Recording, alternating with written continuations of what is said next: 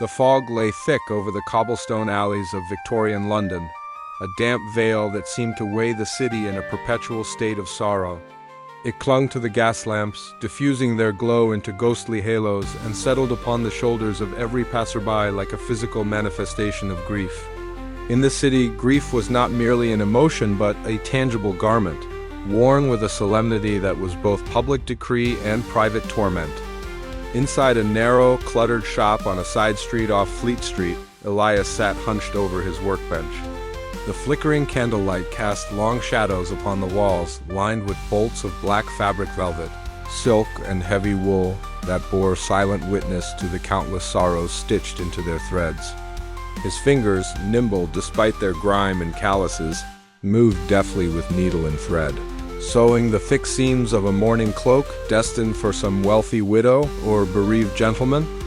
The air smelled faintly of damp cloth and beeswax polish, mingled with the acrid tang of soot from the stove that sputtered in the corner. Elias was a man of modest means, his frame lean from long hours and scant meals, his dark hair perpetually unkempt, curling over a forehead furrowed by worry and quiet rebellion. To the outside world he was merely a tailor one among many eking out a living in the squalid quarters of London's working class. Yet beneath his humble exterior stirred a restless mind, captivated not merely by the craft of clothing but by the meaning those clothes bore. In a city where grief was woven into the very fabric of society, Elias nurtured a dangerous curiosity. What if grief could be undone, the weight lifted, the sorrow made less visible, less suffocating? The custom was ancient and rigid. When a loved one died, the bereaved were required to don specific garments of mourning-heavy black dresses, capes, veils, and gloves that marked their loss for all to see. This outward display was not only a sign of respect but a social mandate, enforced by whispered judgment and the ever-watchful eyes of neighbors and clergy. The garments were often stifling, restricting movement and comfort, yet to remove them prematurely was to invite scandal and ostracism. Elias had seen the toll this took on his clients. The wealthy mourners who frequented his shop were trapped beneath layers of fabric that mirrored the oppressive weight of their grief. He recalled Mrs. Whitlock, a widow of some standing, who had come to him just days after her husband's funeral. Draped in a heavy velvet dress that seemed to swallow her slight form, she had confided in him with a voice barely above a whisper. "It is as though I am buried alive, Elias. The sorrow clings not just to my heart, but to my skin." His hands had trembled slightly as he adjusted the seams, loosening tight linings and softening collars where the fabric bit cruelly into her neck. It was a subtle act of defiance, one he dared not speak of openly. Yet in that small kindness, Elias felt a flicker of hope. Perhaps grief need not be a shackle, a prison of cloth and custom. Outside, the mourners drifted like phantoms through the misty streets. Their garments rustled softly, a chorus of whispered laments carried on the cold air. Children peered from behind curtains, and shopkeepers lowered their shutters, acknowledging the somber procession with bowed heads. In this city, sorrow was a currency exchanged in fabric and ceremony, and Elias was both a participant and an observer, caught between the threads of tradition and the stirrings of change. As the evening deepened, a knock came at the door, hesitant and muffled. Elias opened it to find a young woman, her face pale and eyes wide with unspoken grief. She held in her hands a length of black lace, worn and delicate. "Can you help me?" she asked softly. "I need to wear my sorrow, but it chokes me."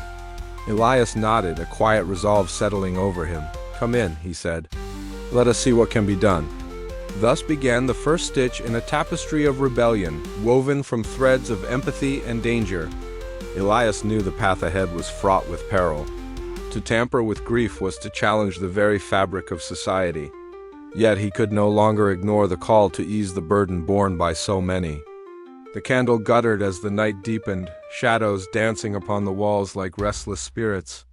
Outside, the city slumbered beneath its shroud of sorrow, unaware that a quiet revolution was beginning and a tailor's humble shop a revolution that might one day unravel the gilded grief that bound them all. Even now, Elias's fingers itched to loosen the stitches of oppression, to thread a new pattern of mourning, one where sorrow was felt, not worn. The first step was small, almost invisible, but it was enough to set the wheels in motion, to pull at the seams of a society wrapped tight in its own sorrowful guise. And so, beneath the dim glow of a single candle, amidst the scent of damp fabric and whispered prayers, Elias began to sew not just garments but the fragile beginnings of freedom. The streets outside whispered with the weight of countless stories, each cloaked in the heavy fabric of grief. Yet within the walls of the little shop, a different story was unfolding, one stitched with hope, courage, and the promise that even the deepest sorrow could be reshaped. As Elias worked late into the night, the city held its breath, caught between the past it clung to and the future that awaited just beyond the fog. The morning fog clung stubbornly to the cobblestones of Fleet Street, a damp, ghostly veil that muffled the usual clamor of Victorian London. Elias stood near the entrance of St. Bartholomew's, his breath forming small clouds in the chilly air. Around him, a procession wound steadily toward the church, a river of black silk, velvet, and lace, the physical manifestation of sorrow weighed down by rigid customs. The mourners moved with a somber grace, their garments heavy and intricate, each fold and embellishment a testament to the expectations imposed by society. Elias's eyes traced the figures as they passed, women in tightly corseted dresses layered beneath veils as dark as night, men whose coats bore jet black trim and mourning bands on their hats. The clack of polished boots echoed off the stone walls, mingling with the whispers and stifled sobs that floated on the damp air. He noted the way the garments seemed less a comfort and more a shackle.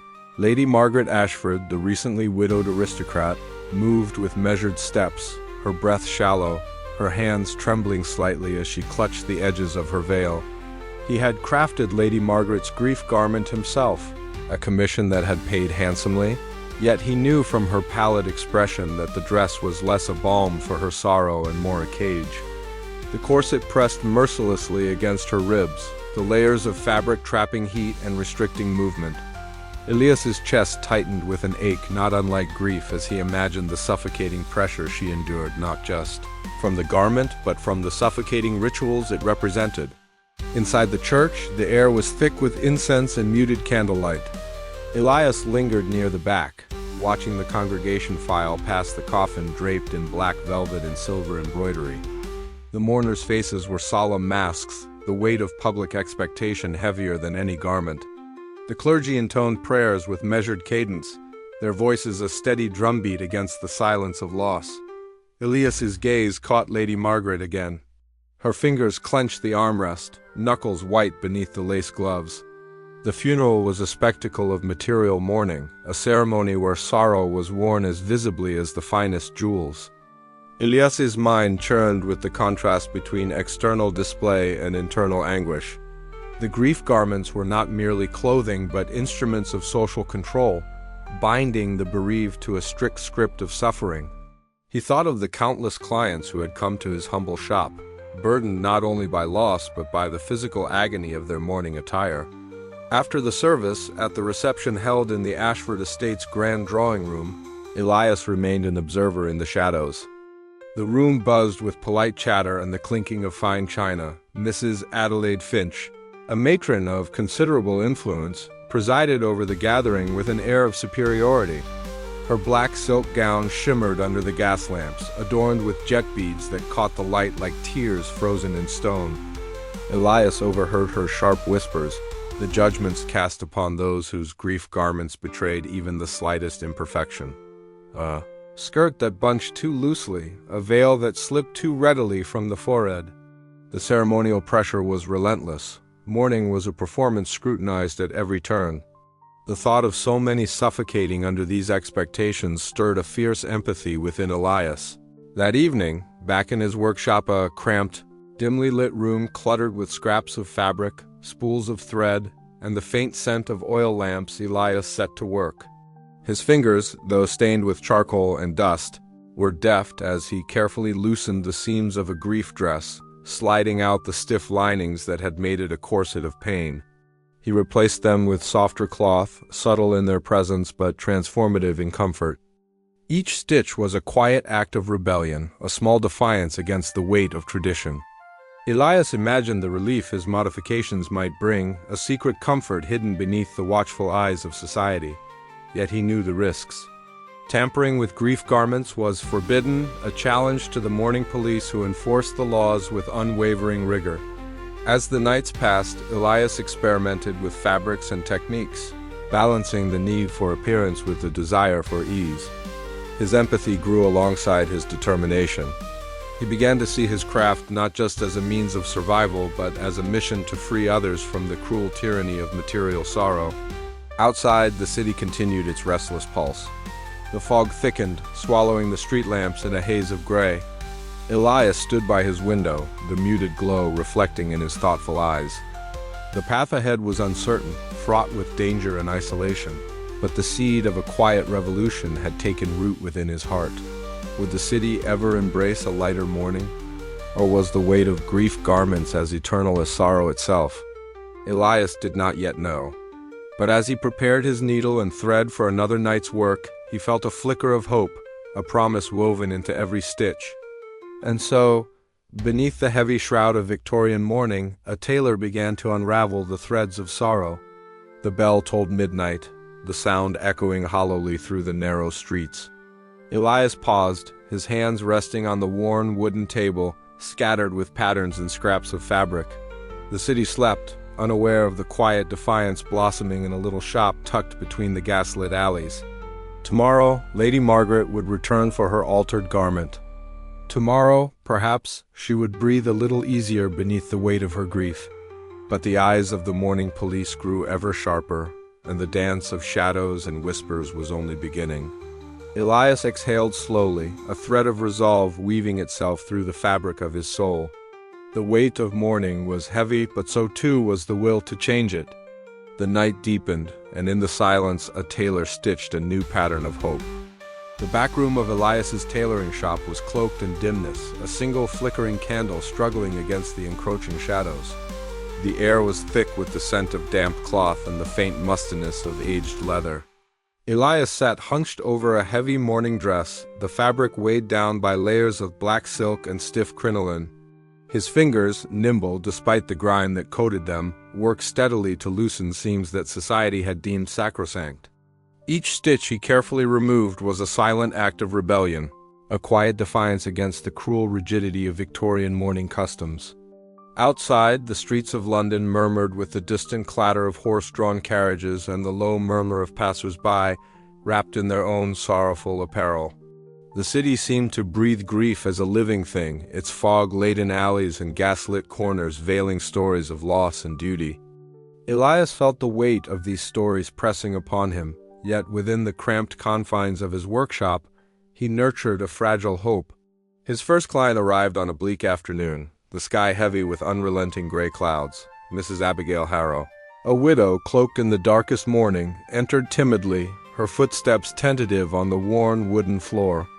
Her eyes, shadowed with fresh sorrow, met Elias's with a mixture of desperation and trust. She confided, in a voice barely above a whisper, how the grief garment felt like a prison, constricting her not only in body, but in spirit. Elias listened, his heart aching beneath his careful composure. "There might be a way," he murmured, "to ease your burden without dishonoring your loss." He explained that he could subtly alter the dress, loosening the corset's tightening, removing the suffocating linings that pressed against her skin, yet still preserving the outward appearance demanded by society. Over the following days, Elias worked in secrecy, his needle threading a delicate balance between comfort and conformity. The back room became a sanctuary where grief was not a shackle but a fabric to be softened. He experimented cautiously, aware that discovery could mean ruin. The mourning police were vigilant, their patrols a constant reminder of the price of defiance. When Mrs. Harrow returned to be fitted, the transformation was palpable. As Elias adjusted the dress, he watched her shoulders relax, her breathing ease, and a faint spark of relief kindle in her eyes. "I can breathe again," she whispered, her voice thick with emotion. "Thank you." Their brief exchange was interrupted by a sudden creak from the street-facing door. Elias froze, heart pounding, as footsteps echoed nearby. He quickly concealed his tools and a small leather-bound journal filled with coded notes and sketches. The tension was suffocating, but the footsteps passed, and silence reclaimed the room. That night, Elias lay awake, the flickering candlelight casting restless shadows on the walls. He knew this was but the first stitch in a larger tapestry of resistance. Each altered seam was a step toward freedom, yet every success deepened the danger. Still, the image of Mrs. Harrow's eased grief propelled him forward. Days later, he watched from a fogged window as Mrs. Harrow walked away, her gait lighter, the oppressive weight of mourning visibly lifted. The city around him remained shrouded in sorrow, but within that small act of kindness, Elias glimpsed the possibility of change. He was no longer merely a tailor. He was an outlaw of emotion, a quiet architect of a rebellion woven in shadow and thread. And so, beneath the gaslit streets and beneath the watchful eyes of a society clinging to its rituals, Elias stitched his secret defiance. The path ahead was fraught with peril, but his resolve was stitched as firmly as the seams he dared to loosen. The heavy cloak of grief would not bind them forever. The night deepened, and Elias's thoughts drifted to the unknown clients who might one day seek his aid. He wondered how many more would dare to reclaim their sorrow from the suffocating grasp of material mourning. With each stitch, the city's fabric might fray, unraveling centuries of ceremony and pain. But the question lingered, persistent and sharp: how long before the unseen seamstress became the hunted? The answer lay hidden in the shadows of London's fog, where grief was worn and rebellion quietly sown beneath the surface. Elias picked up his needle once more, the thread gleaming faintly in the candlelight. The first stitches in secret had been made. Now the real work began. The evening fog crept through the narrow streets of Whitechapel, curling around lampposts and muffling the clatter of footsteps on the cobblestones. Elias's shop, a modest hovel wedged between a bakery and a pawnshop, seemed no different from the countless others lining the grimy thoroughfare. Yet inside, a quiet revolution was taking root beneath the flickering candlelight. Elias stood hunched over his work table, the scent of damp wool and thread thick in the air. Before him lay a grief garment black silk with heavy linings and stiffened collars, the physical manifestation of a loss both personal and societal. His fingers, nimble and practiced, traced the seams, loosening threads with delicate care. Beside him sat Martha, a widow from the East End, her face pale and drawn but softened by a glimmer of hope. "Will it truly ease the weight, Mr. Elias?" she whispered, voice barely audible over the crackle of the candle. He gave a small, reassuring smile. "It will breathe with you, Martha. You need not be crushed beneath it." The first modification was subtle, a loosened seam here, a lighter lining there, but it was enough to grant Martha a fleeting sensation of freedom. Word, as it often did in the dense neighborhoods of London, traveled swiftly. Soon, Elias found more visitors arriving in the muted hours of twilight, their faces shadowed by grief and desperation. Among them was Lily, a sprightly messenger with quick feet and a sharper mind. She became the unseen seamstress's voice in the alleys and tenements, spreading whispered tales of relief and rebellion. Her cloak, dark as the midnight sky, shielded her from prying eyes as she passed secret notes and arranged clandestine meetings, but the city was not blind. The morning police, a rigid and unforgiving force charged with upholding the sanctity of grief, began to notice inconsistencies. Inspector Caraway, a man whose iron will matched the somber uniform he wore, was first to connect the dots. Reports of mourners whose garments moved with unnatural ease, whose sobbing seemed less burdened, reached his desk with increasing frequency. One evening, Caraway observed a gathering in a public square where a widow's dress betrayed signs of alteration, seams too pliant, fabrics too soft. His eyes narrowed, suspicion igniting like a fire beneath his stern demeanor. "Something festers beneath the surface," he muttered, turning back to his papers littered with complaints and surveillance notes. Back in his workshop, Elias wrestled with the growing peril. The thrill of his small victories was shadowed by the weight of impending discovery. The coded journals he kept, filled with diagrams and secret notations, were both his pride and his vulnerability. Each entry was a stitch in a tapestry of defiance, but also a thread that could unravel everything. The nights grew longer, the streets colder, and the city's grief more palpable. Yet, in the depths of shadowed rooms and whispered confidences, Elise's network blossomed. For every tightened seam there was a heart unburdened. For every risk taken, a seed of hope planted. And as the morning police's gaze sharpened, Elias knew the time to tread lightly was slipping away. The unseen seamstress was becoming an outlaw, her needle poised to cut through the very fabric of Victorian sorrow. The candle guttered, casting long shadows that danced upon the walls like silent witnesses to a rebellion stitched in silence. Elias paused, hand resting on a garment half-finished, and whispered to the empty room, "They may hunt the body, but they cannot bind the spirit." Outside, the fog thickened. The city held its breath. And so, beneath the veil of night, the threads of a new dawn began to weave themselves into the tapestry of London's grief. The fog rolled thick and unyielding through the cobbled streets of London, muffling the clatter of horse-drawn carriages and the distant tolling of church bells. Inside his modest shop, Elias wiped the sweat from his brow, the scent of damp wool and linseed oil mingling in the air. The day's work had been tedious, fitting yet another elaborate grief garment for a client of the upper class. But his mind was elsewhere restless, turning over the secret alterations he had made in recent weeks. His fingers ached from the fine stitching required to subtly loosen seams and remove suffocating linings, small acts of rebellion against the rigid mourning customs that strangled the city. Yet the weight of these visible sorrows was not merely physical. It pressed on the spirit, binding the bereaved in chains of expectation and public display. A sharp knock at the door startled him. He glanced toward the street through the grimy windowpane, where a figure stood framed by the flickering gaslight. She was unlike any client he had seen, a woman cloaked in a grief garment that shimmered with an uncommon hue of deep, indigo velvet embroidered delicately with silver threads that caught the light like tears frozen in fabric.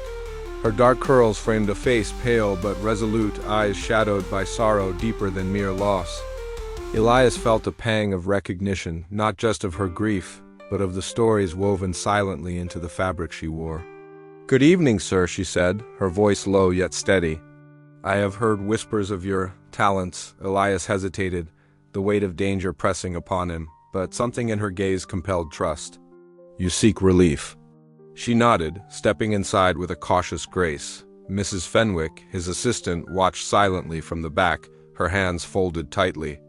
In the cramped back room, surrounded by spools of thread and scraps of mourning cloth, Madeleine Grayso, she introduced herself, spoke quietly of her loss. Not of death, but of a love suffocated by society's expectations and cruel silences. "My grief is not only for a life lost," she confided, "but for the freedom I no longer possess." Elias listened, heart tightening as the truth of her words settled like dust in the air. The grief garment she wore was no mere shroud of death. It was a cage stitched from sorrow and lies, a costume demanded by a world that refused to see the complexity of human pain. He examined the embroidery, running his fingers gently over the silver threads. Each stitch seemed to pulse with a story, a hidden tear, a suppressed cry. Here was sorrow as a language, as a prison. "I can ease this burden," Elias promised, "but it will not be without risk." Madeleine's eyes met his, flames of defiance and hope flickering within. "Then I entrust you with my truth."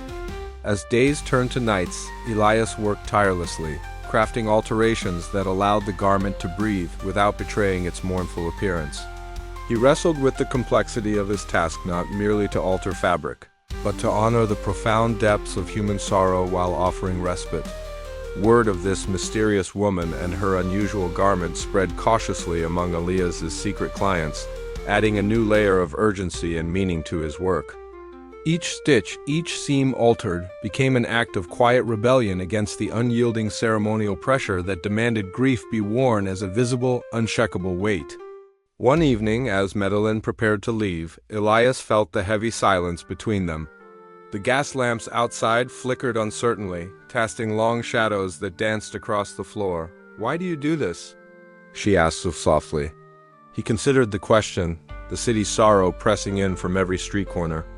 "Because beneath these garments lie stories that deserve to be heard, not hidden. Because grief must not be a prison." Her farewell was a whispered promise to return, a silent pact forged in shared understanding. Alone in the dim light, Elias felt the stirrings of something new, a resolve to delve deeper, to unravel the tangled threads of grief woven into society's fabric. But with that resolve came the sharp edge of danger. Each act of defiance risked exposure, and the morning police's scrutiny grew ever more vigilant. Elias knew the path ahead was fraught, yet the glimpse of freedom in Madeline's eyes kindled a flame he could not extinguish. And so, beneath the weight of fog and sorrow, the tailor who altered grief stepped further into the shadows, weaving a new narrative from threads of lies and truth. The night outside thickened, and Elias's workshop stood as a quiet beacon, a place where grief might one day be worn not as a burden, but as a testament to the resilience of the human heart. But the city was restless, and secrets were never safe for long. The game had changed, and Elias was no longer merely a tailor. He was a weaver of hope amid the darkest fabric of Victorian morning. Still, questions lingered in the heavy air. How far could he go before the seams of society tore irreparably? And what price would freedom demand from those bound in sorrow? The answers lay hidden, stitched between shadow and light, waiting to be unraveled.